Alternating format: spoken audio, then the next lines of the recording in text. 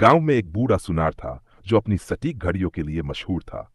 उसकी दुकान के बाहर एक बोर्ड टंगा था जिस पर लिखा था, समय की कीमत समझो, ये धन से भी अनमोल है। एक दिन एक युवक वहां आया और बोला, बाबा, आप हर घड़ी इतनी महंगी क्यों बेचते हैं? ये तो बस समय दिखाने का यंत्र है। बूढ़े सुनार ने मुस्कुराते हुए कहा, बेटा, आज मैं तुम्हें समय की असली कीमत समझाऊंगा। उसने युवक को पास की नदी पर भेजा और कहा, वहां एक बड़ा पत्थर है, उसे ले आओ। युवक पत्थर ले आया।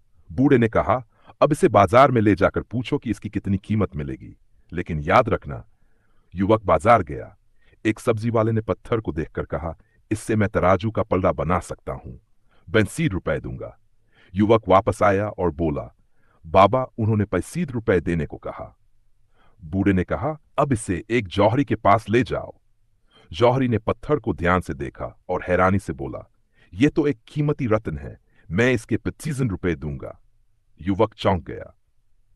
वह दौड़कर बूढ़े के पास आया और कहा, बाबा, जौहरी ने 25 रुपए की बात की, यह तो असाधारण है। बूढ़े ने मुस्कुराते हुए कहा, बेटा, अब इसे एक संग्रहालय में ले जाओ। संग्रहालय के लोग पत्थर को देखकर दंग रह गए। उनमें से एक बोला, यह तो ऐतिहासिक धरोहर है, हम इसके 1.5 लाख रुपए देने को तैयार है। युवक की आंखें फटी रह गई। वह भागता हुआ बूढ़े के पास आया और चिल्लाया, बाबा, आप सही थे, यह पत्थर तो अनमोल है।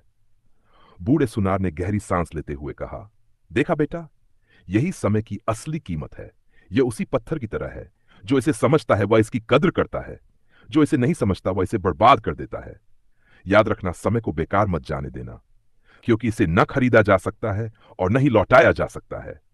युवक ने उस दिन से समय की कीमत समझी और अपने जीवन को बदलने का संकल्प ले लिया।